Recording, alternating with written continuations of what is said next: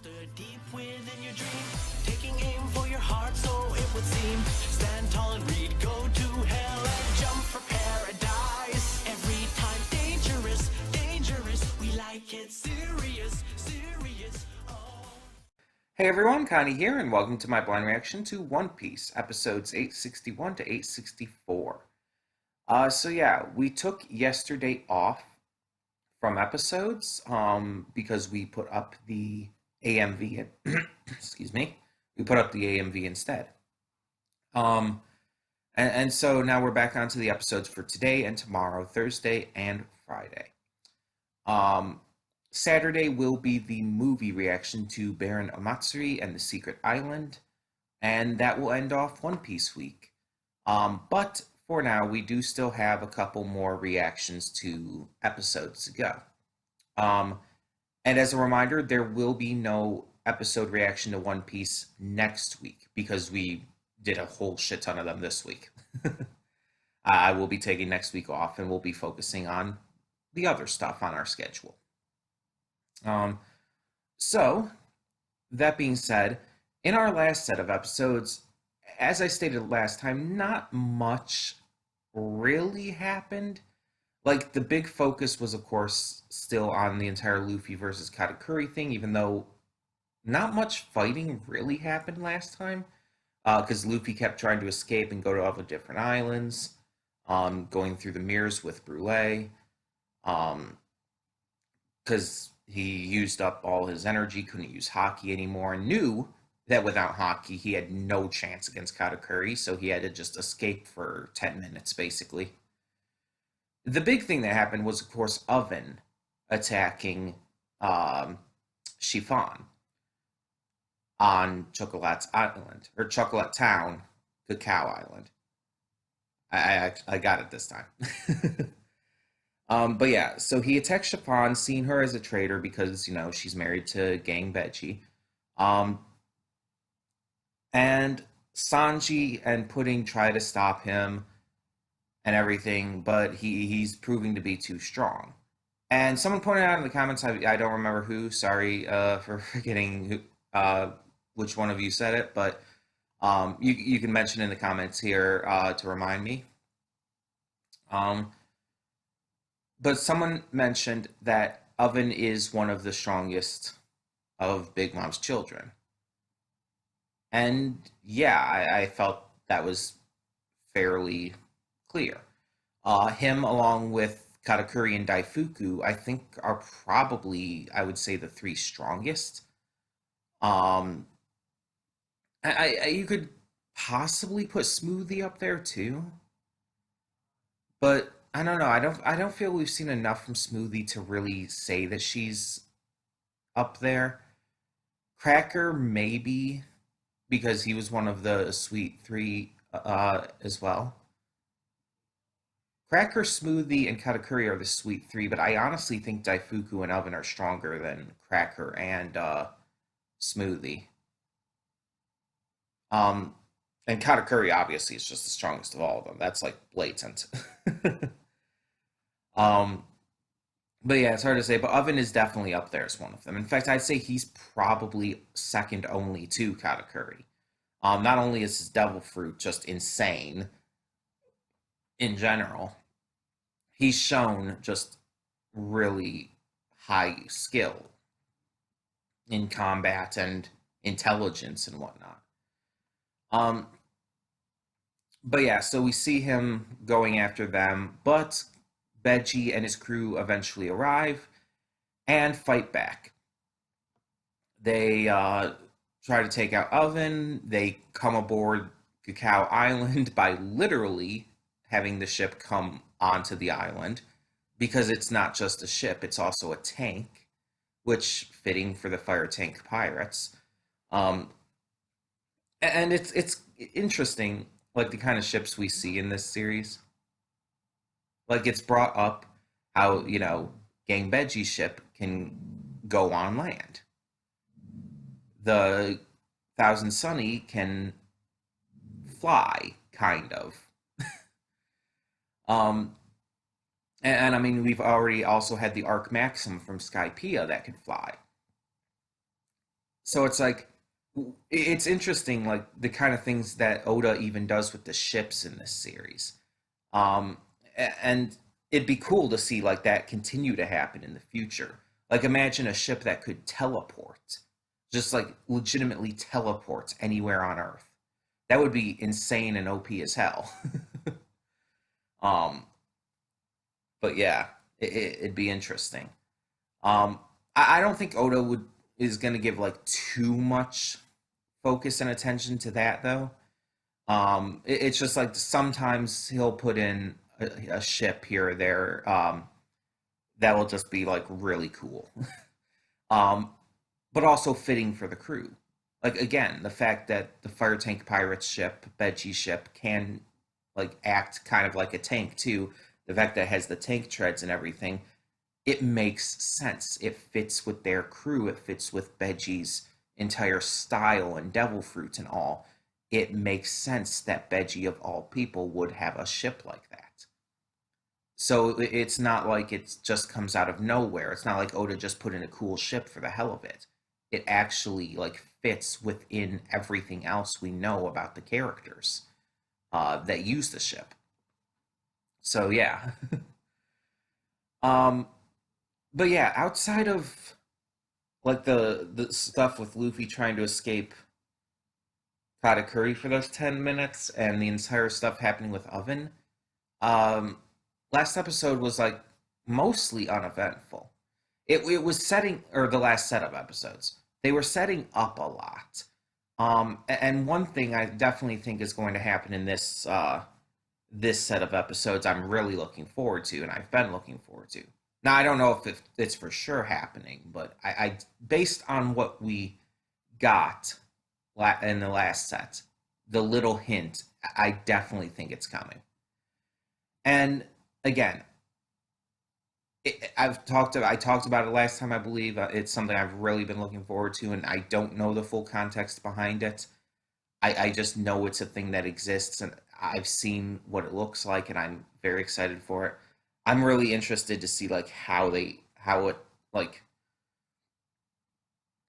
just everything surrounding it and how it works, how it activates. Like I'm trying to like hint at it without like actually giving too much information for those who again might be watching this who have not previously seen this, like people who are watching along with me. But yeah, I'm excited either way.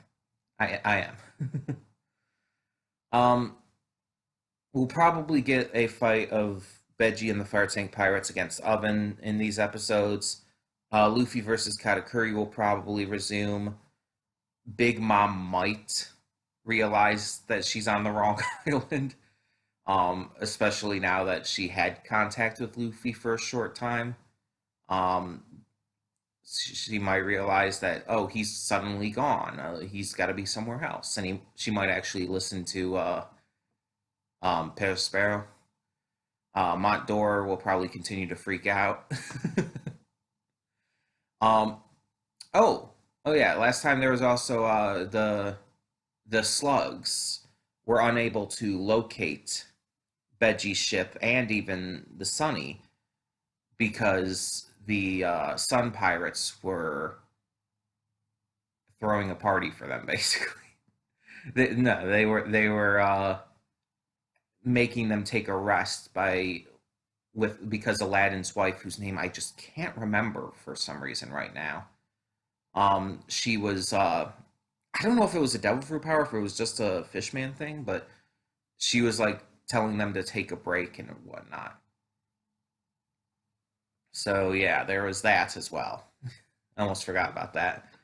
Um, but either way, we're just gonna get this started. So when the blah, blah, blah, blah, blah.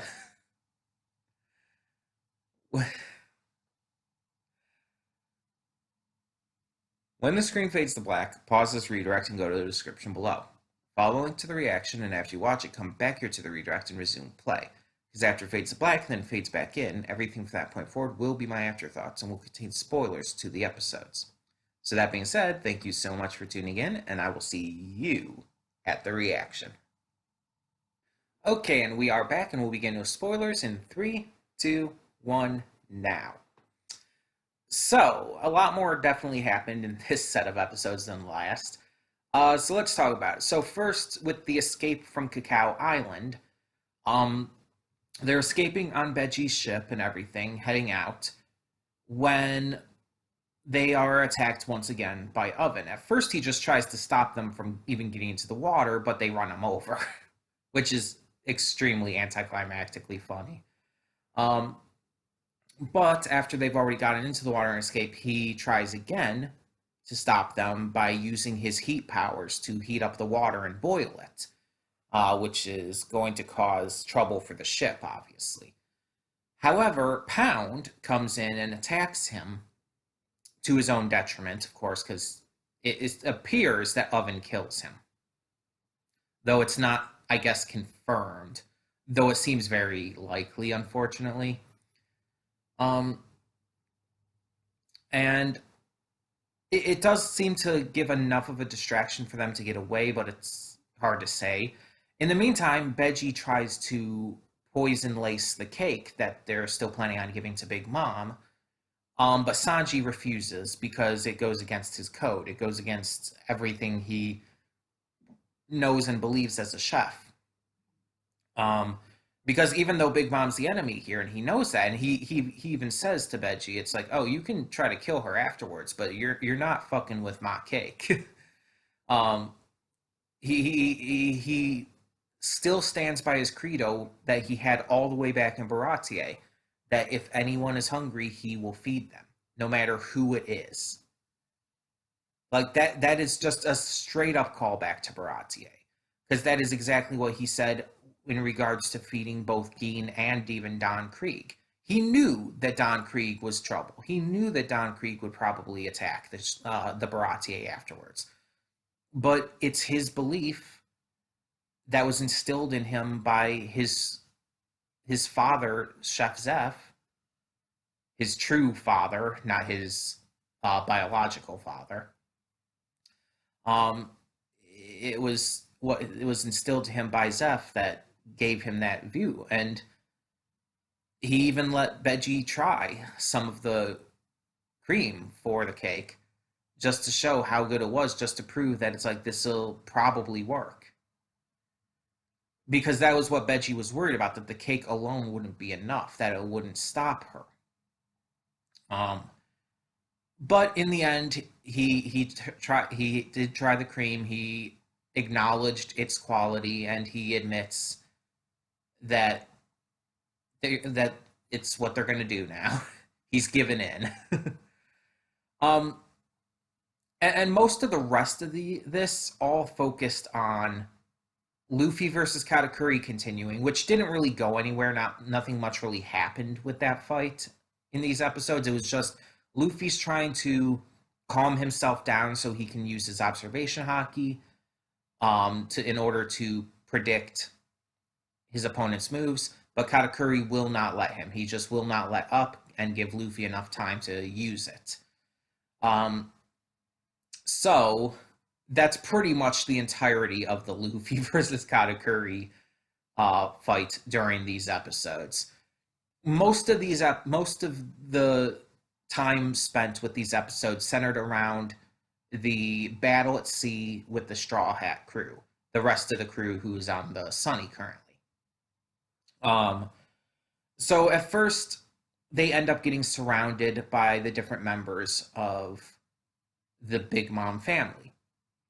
Obviously, they're still being chased by the same members, but then Daifuku comes from in front of them. Charlotte Smoothie comes around as well, and it's like they're just completely surrounded. So, in order to fight back, Carrot, realizing it's the full moon, activates her Sulong form. And this was one of the moments I was waiting for the most since we started reacting to this again. Because it is something I had known about. It is something I just was unable to avoid being spoiled on. And again, I didn't know all the details. I just knew that the Sulong form was an upgraded form, like just I can't think of what the word is right now. A super, just say a super form. It's like a super form for minks, and that it's activated with the full moon. That's all I knew about it going in, and I knew what Carrot's Sulong form looked like, but that's all I knew. I didn't know any of the details. I didn't know that it was specifically that she had to look at the moon to activate it. I didn't know specifically what the form did, like what its powers were. I didn't know how big of an increase it would give to her powers, so on and so forth. Um, Also, I actually didn't know that it was a mink tribe thing entirely. I thought it was just Carrot, if I'm being completely honest. Like, because that's the only thing I knew about it, that it was a thing that we saw for that we were going to see for Carrot. And again, pretty much since the entire time we have been reacting to this again, since we brought One Piece back as a regular member of our reaction schedule, I've been waiting for this because I've made it clear Carrot is one of my favorite characters in the show. Outside of just being exceptionally adorable, like I love her character. I love her personality, her design, her the way she interacts with the crew. I love her powers, the fact that she can fight very well. um, she's just she feels at this point in the series, especially at this point now where we're at after all these reactions, like she almost feels like she is a member of the crew, honestly. And I really do hope that Oda ends up making her a member. Like, yes, I know we technically just had Jimbei join, but I mean, we had multiple characters join the crew in quick succession before in the series.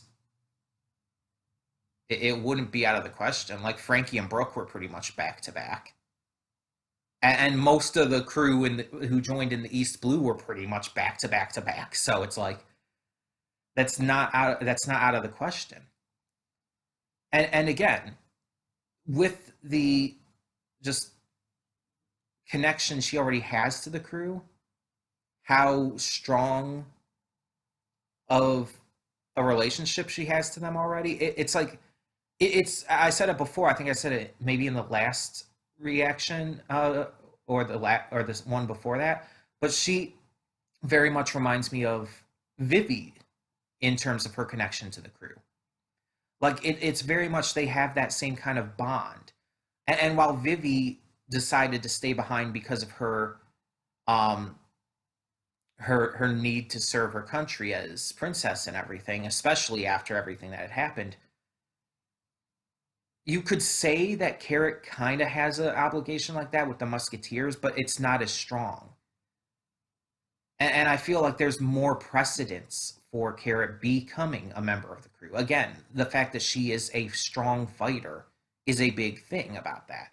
Because even though, like, a couple of the members of the Straw Hats aren't as strong, they can still fight and they're still strong enough and at least smart enough to be able to know how to use what they have. Um, like even the weaker members of the crew, like Usopp and Nami, can still legitimately fight.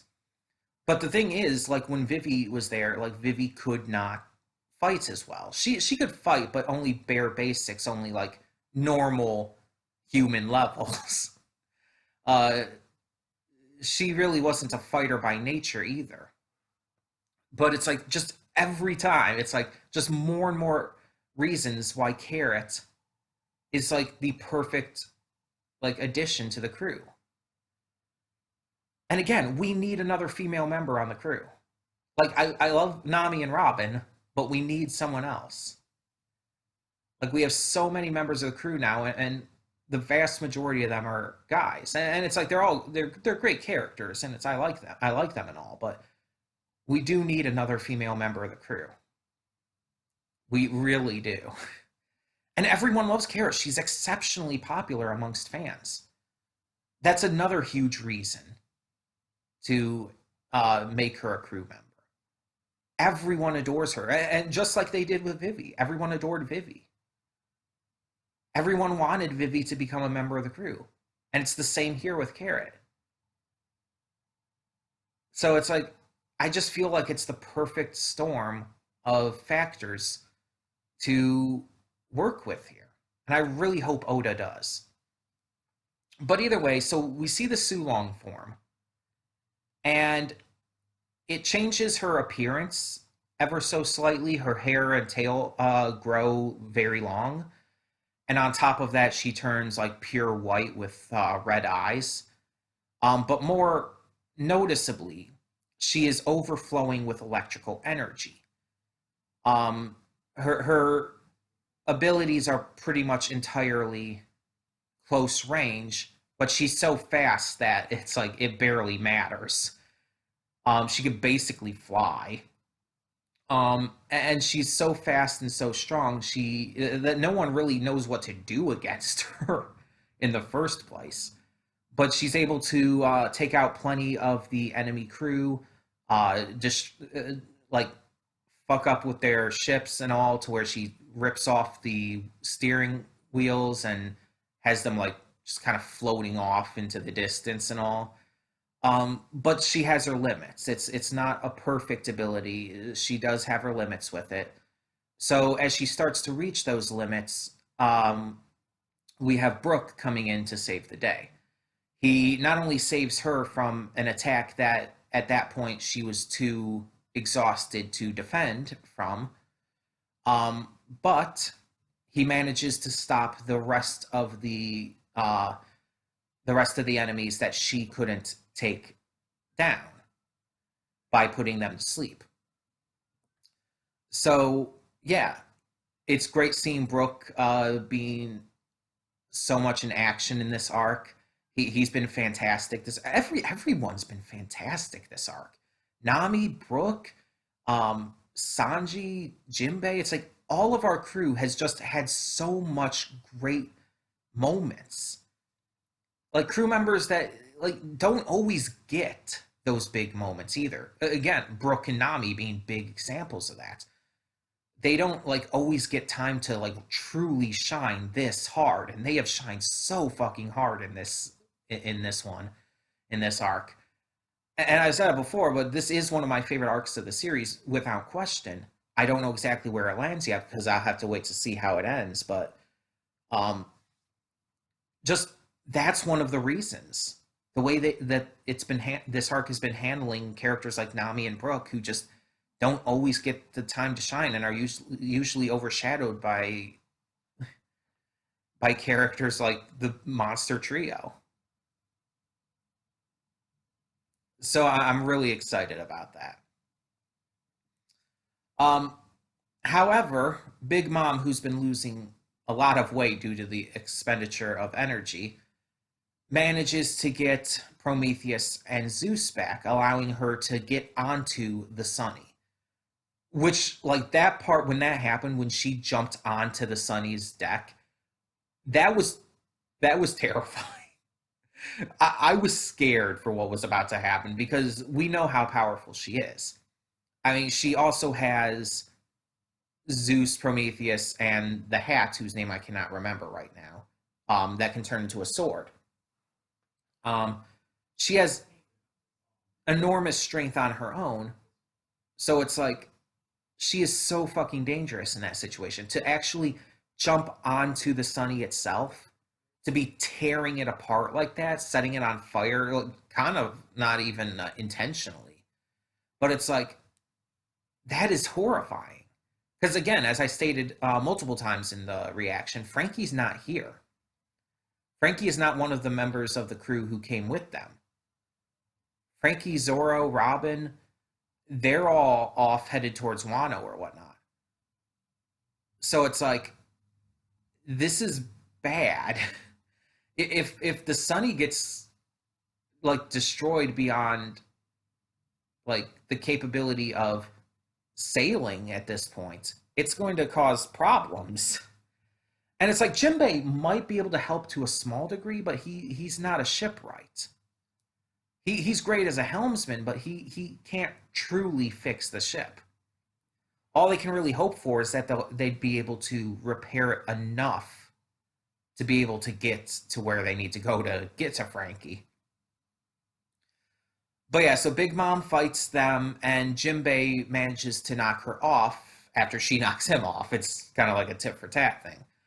She knocks him off of the ship into the water. He comes back, uses his fishman karate, knocks her off,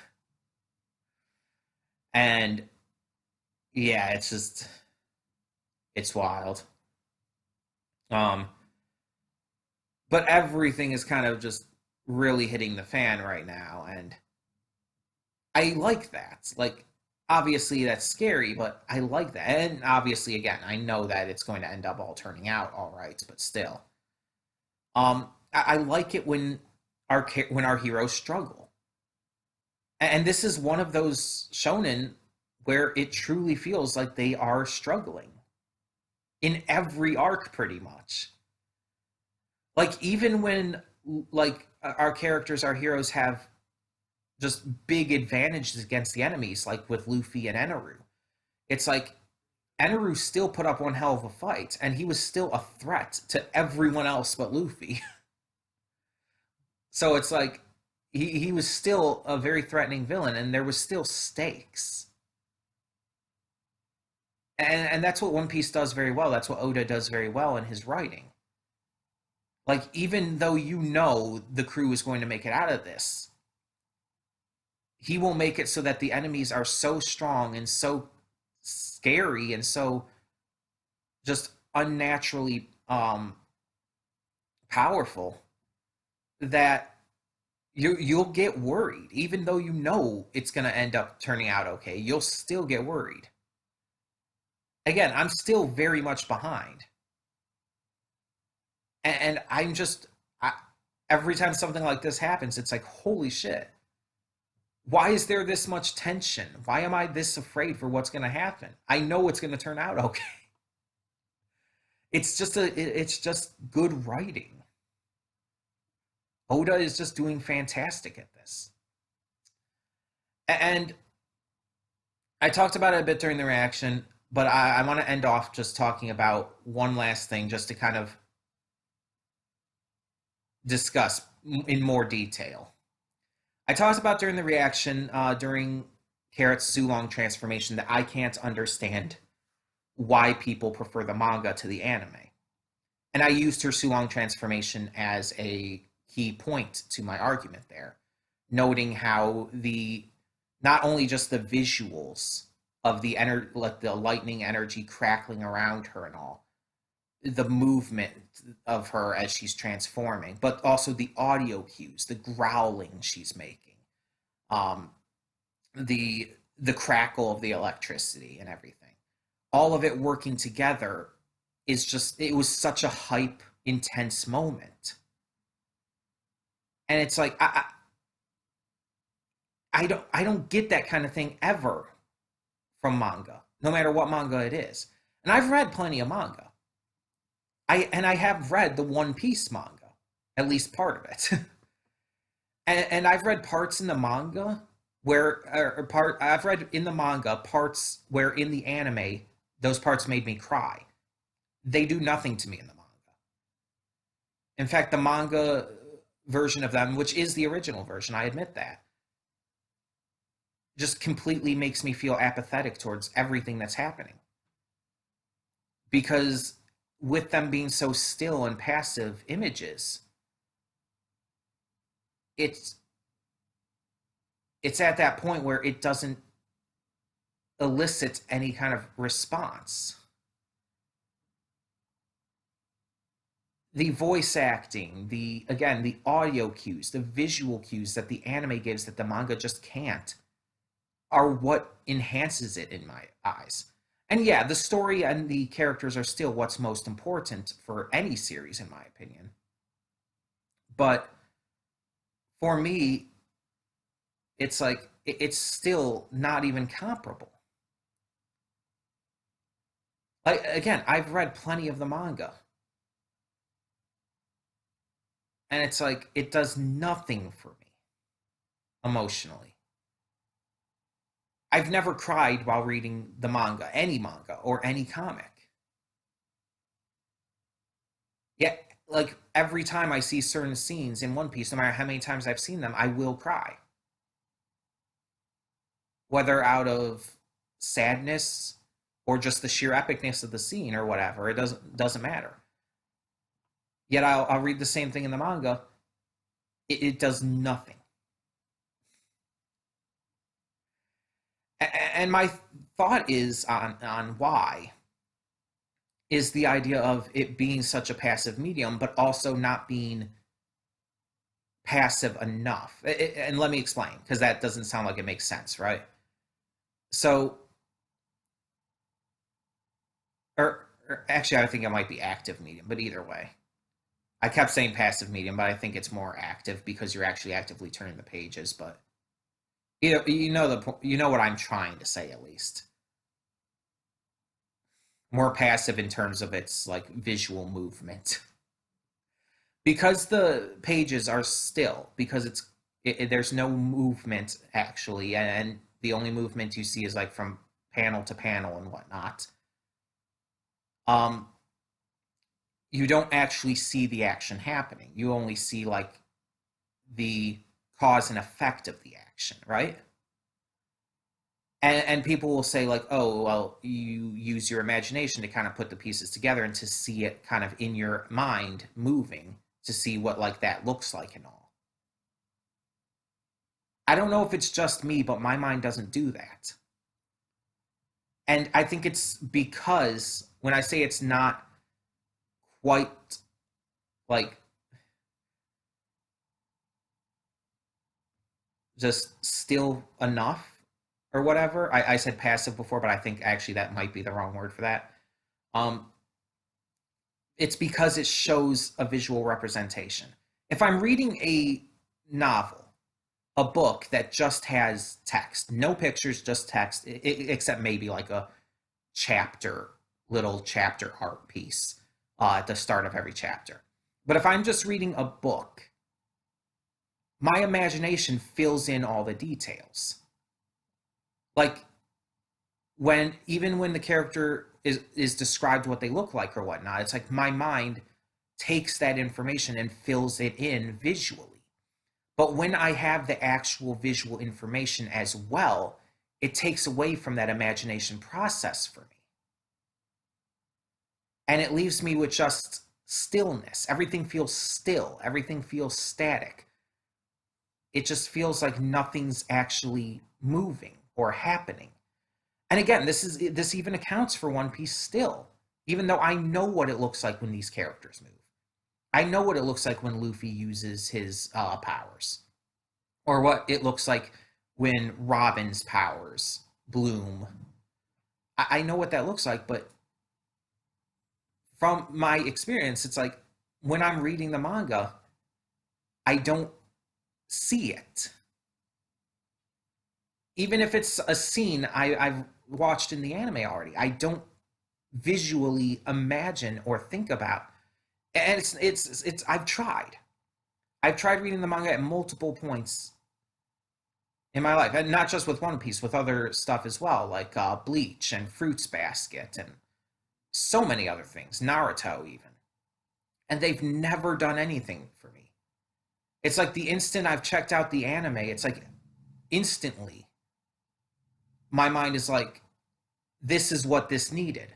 It needed motion. It needed, well, color to a lesser degree, but it needed voice acting, audio cues, all of this stuff. It needed this to make it feel alive.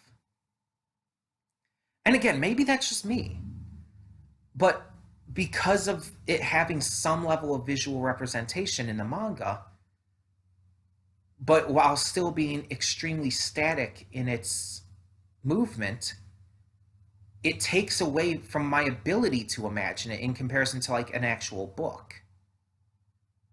And it leaves me bored. Again, even though I know what these characters sound like and everything, and I can imagine those scenes in the anime, like after I had seen Eni's Lobby, I have tried to read that same stuff in the manga, including the part where Robin yells "I want to live," which I always, without any kind of doubt, I always cry at every time I see it animated. But I've tried reading that in the manga. I felt bored. I knew what she sounded like when she yelled that. I knew the emotion going through it. And I knew like all the context behind it. But because of it being so static, it did nothing. And again, maybe it's just me. Maybe I'm just weird. Maybe it's because of my autism. It could be. But manga literally does nothing to me. So when people say the manga is better, it's like, okay, for them, sure. Yeah. And it's like, I'm fine with that. If they find the manga better, yeah, that's awesome. That's great. But I legitimately do not and cannot understand it. It does not make any sense within my mind. Because in my mind, it's just like everything about the anime adaptation is inherently better.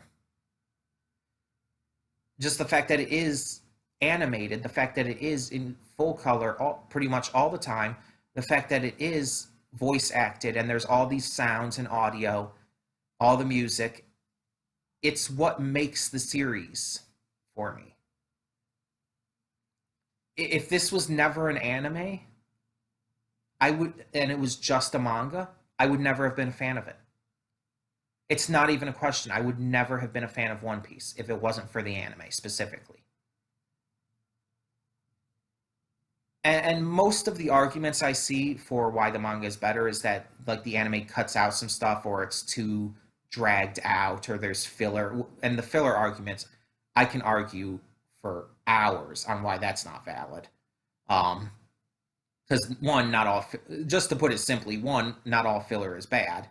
Two, filler is not inherently something to be upset about because filler can be good and enjoyable and even add to a story. Um, and it's just like all the arguments I've heard just don't make any sense to me, especially with what you get with the anime. And it's just like I don't know. Again, maybe it's just me. But either way, I did want to end on that little bit of a ramble, just to kind of get that out of the way, and everything, because I did mention it and during the reaction, and I just wanted to kind of go into detail on that, so I don't need to continuously bring it up, although I might, knowing me. Either way, tell me in the comments below what you thought of these episodes. What did you think of the fight against Big Mom on the Sunny? What did you think of Carrot's Sulong form? And what do you think is going to happen next? If you know what's going to happen next, do not spoil me. I want to remain spoiler free. In fact, don't put spoilers in the comments at all. Because if anyone does happen to be watching this along with me, whether when I release this or some point in the future, I just do not want them to be spoiled either. But yeah, tell me your thoughts down in the comments below, and thank you so much for tuning in. We have one more reaction for One Piece week in terms of the series. That will be released tomorrow on Friday, and then on Saturday, the next day, will be the movie One Piece, the movie Baron Amatsuri and the Secret Island. And that will end One Piece week. Afterwards, once, like I said before, we will go back to our normal schedule, but next week there will be no One Piece because I'm just gonna need to take a week off from One Piece specifically. But yeah, thank you so much for tuning in, and for now, I'm Connie, and I'm signing off. See y'all next time.